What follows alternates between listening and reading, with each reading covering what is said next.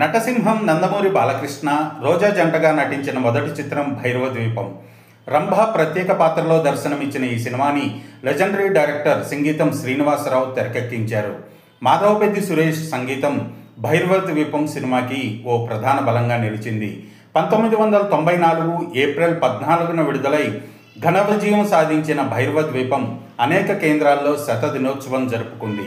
ఆ కేంద్రాల వివరాల్లోకి వెళితే విశాఖపట్నం మెలోడీ, విజయనగరం రంజని, అనకాపల్లి శంకర, అనకాపల్లి శ్రీలక్ష్మి మధ్యాహ్నం ఆటలు, Srikakulam Suryamahal, Bobbili Srirama, Kaviti Mahalakshmi, Rajahmundry Rambha, Kakinada Devi 70mm, Mandapeta Rajaratna, Amalapuram Sekhar, Eluru Mini Balaji, Bhimavaram Nataraj, Tanuku Padmasri, Tadepalligudem Lakshmi Panduranga, Vijayawada Annapurna, Machilipatnam Urvashi, Guntur Naaz Super Deluxe, Tenali Priya Deluxe, Ongole Babu Deluxe, Narasaraopet Eswar Mahal Deluxe, Chirala Bhavani, Chilakaluripet Venkateswara, Piduguralla Jayalakshmi, Venukonda Aruna, Mangalagiri Annapurna, Nellore Archana, Naidupeta Srinivasa Teja, Sullurpeta Lakshmi Talkies, Buchireddypalem Naaz, Anantapuram Ramesh, Kadiri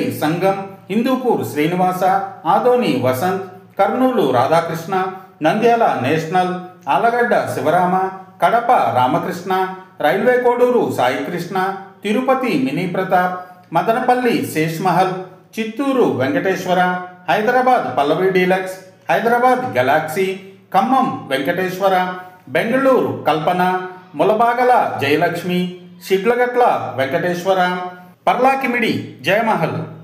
dear viewers, అప్పట్లో భైరవ ద్వీపం సినిమాని మీరు ఏ టాకీస్లో చూశారో కామెంట్ బాక్స్లో పోస్ట్ చేయండి.